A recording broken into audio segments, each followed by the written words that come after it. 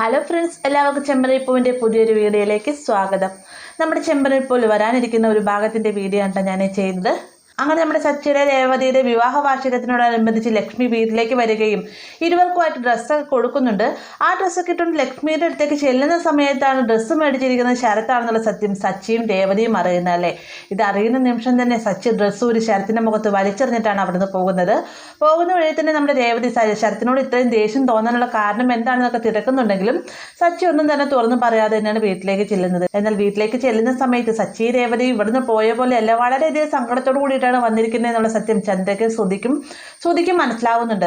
ആ ഒരു സത്യാവസ്ഥ അറിയുവാനായിട്ട് ശ്രുതി രേവതിയുടെ അടുത്തേക്ക് ചെന്നതിന് ശേഷം സത്യാവസ്ഥകൾ അറിയാനായിട്ട് ശ്രമിക്കുന്നുണ്ടെങ്കിലും അതിനെല്ലാം തന്നെ തക്ക മറുപടി രേവതി കൊടുക്കുകയും ചെയ്യുന്നുണ്ട്. മാത്രമല്ല ശ്രുതിയോടായിട്ട് പറയുന്നുണ്ട്, നിന്റെ ആന്റിയുടെ ലക്ഷ്യം ഒരിക്കലും നടക്കാൻ പോകില്ല. ഇന്ന് വൈകുന്നേരം നടത്താനിരിക്കുന്ന വിവാഹ വാർഷികത്തിന്റെ ആഘോഷങ്ങൾ നല്ല രീതിയിൽ തന്നെ നടന്നിരിക്കുന്നതായിരിക്കും. അത് മാത്രമല്ല ഒരു കാര്യം കൂടി പറഞ്ഞേക്കാം, ചടങ്ങിനായിട്ട് എൻ്റെ വീട്ടിൽ നിന്ന് എല്ലാവരും തന്നെ വരുന്നതായിരിക്കും. നിനക്കുള്ള ഉത്തരം കിട്ടിയില്ലേ എന്നൊക്കെ രേവതി ചോദിക്കുന്നുണ്ട്.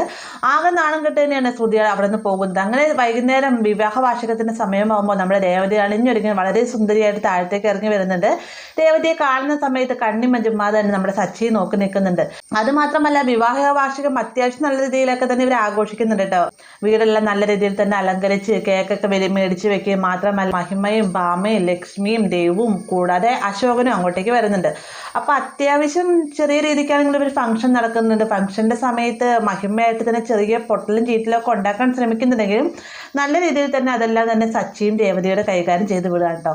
അങ്ങനെ ചടങ്ങൊക്കെ കഴിഞ്ഞ് കേക്ക് മുറിച്ച ഉടനെ തന്നെ മഹിമ തൻ്റെ നാണക്കേട് താൻ എല്ലാവരും മുന്നിൽ വെച്ച് നാണം കിട്ടു, ഇനി ഇവിടെ നിന്ന് കേക്കും കൂടെ തിന്നാനായിട്ട് തനിക്ക് സാധിക്കില്ല എന്നും പറഞ്ഞുകൊണ്ട് ചന്ദ്രയോട് യാത്രയും പറഞ്ഞിറങ്ങാൻ ഒരുങ്ങുന്ന സമയത്ത് രവി അങ്ങോട്ടേക്ക് വരുന്നുണ്ട്. രവിയോടായിട്ട് ഞാൻ പോയിട്ട് വരാമെന്ന് പറയുന്ന സമയത്ത് രവി എതിർത്തൊരു അക്ഷരം പറയാതെ തന്നെ വേഗം പോയിക്കോളാനായിട്ട് പറയുന്ന സമയത്ത് അവിടെയും മഹിമയ്ക്ക് ഒരു അടി കിട്ടുകയാണ് കേട്ടോ. അങ്ങനെ ചടങ്ങ് കഴിഞ്ഞതിന് ശേഷം എല്ലാവരും കേക്കൊക്കെ കഴിച്ചുകൊണ്ടിരിക്കുന്ന സമയത്ത് വർഷയായിട്ട് പറയുന്നുണ്ട്, രേവതിനെ കുറിച്ച് സച്ചിയുടെയും ജീവിതത്തെക്കുറിച്ച് എന്തെങ്കിലുമൊക്കെ പറയാനുണ്ടെങ്കിൽ പറയാമെന്ന് പറയുന്ന സമയത്ത് ഓരോരുത്തരെയും അവരുടേതായ അഭിപ്രായങ്ങളൊക്കെ പറയുന്നുണ്ട് കേട്ടോ. നമ്മുടെ ശ്രുതിയുടെ കാര്യമല്ല, അവർ സച്ചിയെ രേവതിയും കുറ്റപ്പെടുത്തിയാണ് സംസാരിക്കുന്നത്. എന്നാൽ ചന്ദ്രയാകട്ടെ രേവതിനെ പറ്റി കുറ്റപ്പെടുത്തിയാണ് സംസാരിക്കുന്നതെങ്കിലും അവിടെ ഇവിടെയൊക്കെ രേവതിനെ സപ്പോർട്ട് ചെയ്യുന്ന രീതിക്കും ചന്ദ്ര സംസാരിക്കുന്നുണ്ട്.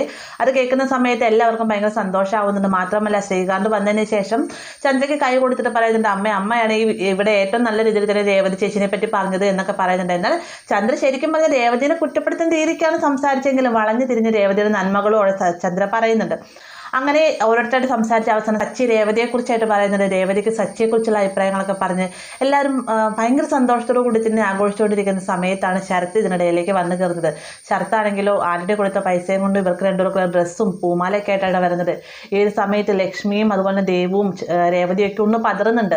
എന്നാൽ ശരത്തിൻ്റെ ആ നിമിഷത്തെ എൻട്രി കണ്ടുകൊണ്ട് തന്നെ നമ്മുടെ ചന്ദ്രയും ശ്രുതിയും ഭയങ്കര ആകാംക്ഷയോട് കൂടി തന്നെ നോക്കിക്കാണ്ട്. കാരണം ഇവർ വീട്ടിലേക്ക് പോയ സമയത്ത് തിരികെ വന്നത് വളരെ സങ്കടത്തോട് കൂടിയിട്ട് മാത്രമല്ല ശരത്തിന്റെ കൈ ഒടിച്ചത് സച്ചിയാണ്. അപ്പൊ എന്തെങ്കിലുമൊക്കെ ഇവിടെ സംഭവിക്കുമെന്നുള്ളൊരു ആകാംക്ഷയോട് കൂടിയിട്ടാണ് ഇരുവരും നോക്കി നിൽക്കുന്നത്.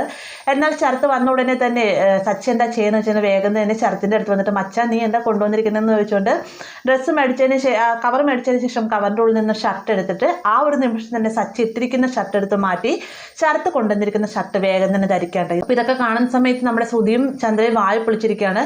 എന്നാൽ ശരത്ത് പ്രതീക്ഷിച്ച രീതിയിൽ തന്നെ ഒന്നുമല്ലാട്ടോ അവിടെ സംഭവിക്കുന്നത്. ശരത്ത് വിചാരിച്ചത് സച്ചി ആ ഒരു താനെ ഡ്രസ്സും കൊണ്ട് ചെല്ലുന്ന സമയത്ത് ഇവിടെ ഒരു പ്രശ്നമുണ്ടാവും, മാത്രമല്ല ഒരു ചടങ്ങൊക്കെ ഒന്ന് അലങ്കോലമാവുമെന്നൊക്കെ രീതിക്കാണ് ശരത്ത് അങ്ങോട്ടേക്ക് വരുന്നത്.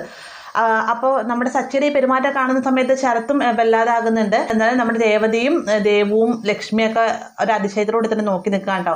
കാരണം ഈ ഒരു പ്രശ്നം നല്ല രീതിയിൽ ഒരു വലിയൊരു ഭൂകമ്പം ഉണ്ടാവും എന്ന് പറഞ്ഞ പ്രശ്നമാണ് മാന്യമായ രീതിയിൽ തന്നെ നമ്മുടെ സച്ചി കൈകാര്യം ചെയ്തിരിക്കുന്നത്. മാത്രമല്ല ശരത്ത് കൊണ്ടുവന്നിരിക്കുന്ന പൂമാല രണ്ടുപേരും പരസ്പരം അങ്ങോട്ടും ഇങ്ങോട്ടൊക്കെ അണിയുന്നൊക്കെ ഉണ്ട്. ഈ ഒരു സമയത്ത് ശ്രുതി ചന്ദ്രനായിട്ട് പറയുന്നുണ്ട്, ആന്റി ഇതെന്തേ കാണുന്നത്, ഇവർ തമ്മിൽ എന്തൊക്കെ പ്രശ്നമുണ്ടെന്ന് പറഞ്ഞിട്ട് ഇവരുടെ സംസാരത്തിൽ ഒന്നും തന്നെ തോന്നുന്നില്ലല്ലോ എന്നൊക്കെ ചോദിക്കുന്ന സമയത്ത് ഞാനും അത് തന്നെ വിചാരിക്കുന്നു.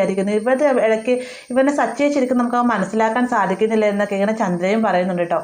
അങ്ങനെ ചടങ്ങ് കഴിഞ്ഞതിന് ശേഷം എല്ലാവരും പോവുകയാണ്. കൂട്ടത്തിൽ തന്നെ ലക്ഷ്മിയും ദേവും ശരത്തും കൂടെ പോകുന്ന സമയത്ത് സച്ചിയും ഉണ്ടാവട്ടെ. സച്ചി വേഗം തന്നെ ശരത്തിനെ അവിടെ പിടിച്ചു നിർത്തിയിട്ട് പറയുന്നുണ്ട്, നിന്റെ ഉദ്ദേശം എന്തായിരുന്നു, നീ എന്തിനും ഇങ്ങോട്ടേക്ക് വന്നെന്ന് എനിക്ക് നന്നായിട്ട് അറിയാം, പക്ഷെ അതൊന്നും നടക്കാൻ പോകുന്നില്ല ശരത്ത്. നീ സമ്പാദിച്ചുകൊണ്ട് വന്ന പണം കൊണ്ട് ഇത് മേടിച്ചെന്ന് പറഞ്ഞില്ല, പക്ഷെ നീ നല്ല രീതിയിൽ തന്നെ പഠിച്ച് നല്ലൊരു ജോലി കിട്ടി സമ്പാദിക്കുന്ന പണം കൊണ്ടാണ് ഇത് മേടിച്ചുകൊണ്ട് വന്നിരുന്നെങ്കിൽ എനിക്ക് ഒരുപാട് സന്തോഷമായിരുന്നു. നീ മര്യാദയ്ക്ക് ആരുടെയുമായിട്ടുള്ള കൂട്ടുകെട്ട് വിട്ടാലേ നിന്റെ നാശത്തിലേക്കായിരിക്കും എന്നൊക്കെ സച്ചി പറയുന്നുണ്ട്. അപ്പോൾ ഇവർ തമ്മിലുള്ള സംഭാഷണം മാറി എന്ന് രേവതിയും കേൾക്കുന്നുണ്ട് കേട്ടോ. അങ്ങനെ പുലിയായി വന്നൊരു വലിയ സംഭവം എലിയായി തന്നെ തിരിച്ചു പോവുകയാണ് കേട്ടോ. ആരുടെ ലക്ഷ്യം നടക്കാൻ പോകുന്നില്ല, ശരത്ത് പ്രതീക്ഷ രീതിക്കൊന്നും തന്നെ അവിടെ സംഭവിക്കുന്നുമില്ല. അപ്പോൾ ഇങ്ങനെ ഒരു ഭാഗം നമുക്ക് വരാനിരിക്കുന്നതാണ്. വീഡിയോ ഇഷ്ടമായെങ്കിൽ ലൈക്ക് ചെയ്യാനും കൂടെ ചാനൽ സബ്സ്ക്രൈബ് ചെയ്യാനും മറക്കരുത്.